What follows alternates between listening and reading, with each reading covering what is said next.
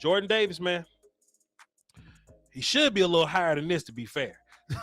I wanted Jordan Davis to be one of them, top guys, but I got to be fair to myself. I just have this love for the player, but we just haven't seen the pass rush production. Now, do I think Jordan Davis can be a pass rush for you? Sure.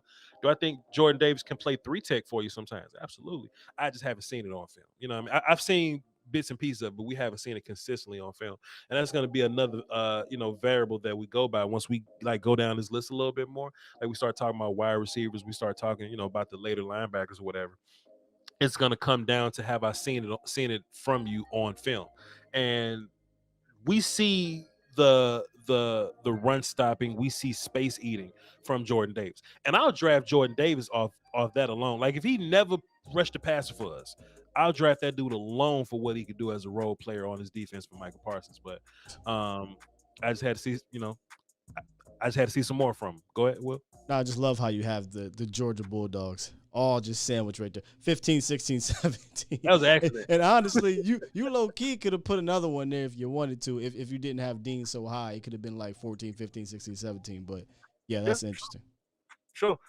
Hey, Georgia got some guys. They do. So like if I had a top 100, like Lewis Cine to be in there, spoiler alert, when we do 26 through 50, you're going to see Pickens in there.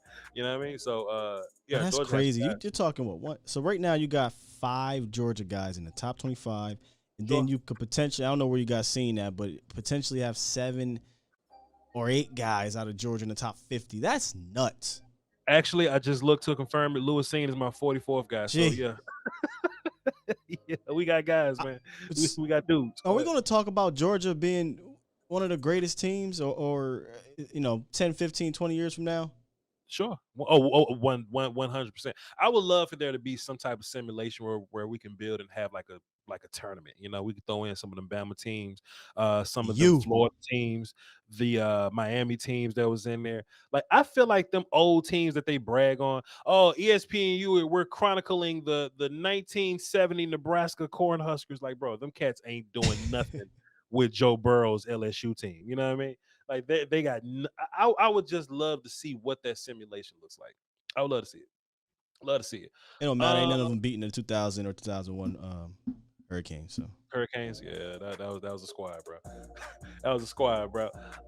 Jordan Davis, Travon Walker. So yeah, Travon Walker's not as high on my list, also because we build this thing mostly on film, and you would be fooling yourself if you think Travon Walker's film should put him up in the top 10 somewhere. Now, if you build your board based on what they did in shorts, if you build your board based on what they did, like projection wise on like the analytics or whatever, like if you want to build your board that way, then fine. But I'm not going to build my board off analytics. I'm not going to put Travon Walker, a player that we don't even know how we would use him, or just whoever my team is. I don't even know how we would use him. I'm thinking that while you talking, I'm like, how? And Travon Walker. Sure, he's 270, super athletic. Got some great plays from 3-tech, but I don't think you're gonna put him full-time 3-tech. So he'll have to be an outside linebacker for you, or D end outside linebacker for you. But he's athletic enough to be that. So you gotta, introduce those things to him. I think his best film was when he played inside. But he projects to be an edge dude. I just think people are falling in love with the measurements of it. But on film, that's what we got on film. Somebody will be like, I'm sure there's a Georgia fan that'll be like, but Voch, Georgia didn't put him in position to do what he does best. Sure, but when it gets on film of him doing what he's doing best, then I'll change my rankings of him or whatever. But that's what we got him at. Quay Walker at 17. Whew, hey, y'all calling to the show. Yeah, that one shocked me. I ain't gonna hold you. I haven't been shocked yet, but that one shocked me. I love Quay Walker just as much as I love Nakobe Dean. The only reason I got Nakobe Dean that much higher over Walker is because Nakobe Dean just sees it so clear. His vision-wise, he just sees it so clear. I love mental processing in my linebackers. Quay Walker got some pretty high-level mental processing, but playing next to Nakobe Dean makes you look stupid sometimes. You know what I mean? But in terms of a dude that can run around, that's a missile. Don't really miss a lot of tackles. He sees it really well. pretty big size or whatever. And I think another advantage Quay Walker has, I think another reason why he's moving up the boards. I love how my little board, like, it kind of like moves over for my little box in the picture. Will, so Right. you see that? I peeped love that. that. When I put Who it did in there, that? I was like, oh, okay, I ain't got to move nothing. We good. Who did that? Who did that? Shouts out to y'all. Look, if y'all did it on purpose, graphics team, Brumley Paul and them, hey, appreciate y'all if y'all did it. That's fire. Details. But Quay Walker. If you take all those things from him, why would he not be one of the best linebackers in the draft, right? But you really got to focus, right? You have to, when you watch these Georgia kids, you got to watch them and try not to watch nobody else. That's the big key. Right.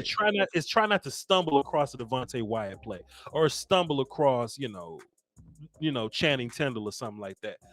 But Quay Walker is one of those guys for me, man. He's definitely one of those guys, and I think him being a pass rusher kind of moves him up the list for me a little bit, or him working out to be a pass rusher. I think he can do that. So I mentioned yesterday I had top 5 day 2 guys. I figured Quay would go day 2, and I had him up there with Chad Muma. And I said, honestly, his ceiling in regards to Quay Walker is probably higher than maybe everybody except 1 or 2 guys in this draft in regards to linebacker. It's just that floor. And you said mental processing, so I'm interested to hear you more talk about that during the draft, because that's one of the things I thought that he had to get better at. But I didn't watch as much film as you did, so I only had a couple games to go by. So I think out of the Georgia linebackers, I think Channing Tindall had the biggest issue, mental processing. But if you play him where he's supposed to be playing, which is like a Sam linebacker guy where he mostly plays forward, then Channing Tindall will be fine. Quay has some pretty good not amazing, I wouldn't say amazing, but some pretty good mental processing. His problem is that one of the best mental processing linebackers I've ever seen play next to him. Dean. That's his problem. Dean. That's his problem. So if we're talking Cowboys, and that's why he was my one of my top guys. I can plug Quay right in the middle and let him free up Micah a little bit. Now, Will, still, it's interesting that you said that, because the next point I was about to spit out my mouth was Micah Parsons walked so people like Quay can fly. You know what I mean? I think when the league runs into they run into a new trend, they run into a new innovation, they try to find that in the next draft. So Isaiah Simmons exists, right? Everybody now wants the dude that can play linebacker and safety and play some nickel. The very next year, you get Jeremiah Wosu-Moore, you get Jabril Cox, you get like Divine Diablo, guys like that. So what I think the immediate reaction to that is, Micah Parsons is a guy that exists last year. And it's so unfortunate that, Dean is like 5'10", 5'11". But what they're looking at with Quay Walker, and I look at also, is Quay Walker is big as hell. He can run and he can pass rush. And I think that takes value over his mental processing, which is good also. But I think whatever team gets Quay Walker, they get a gangster, bro. They get a gangster, bro.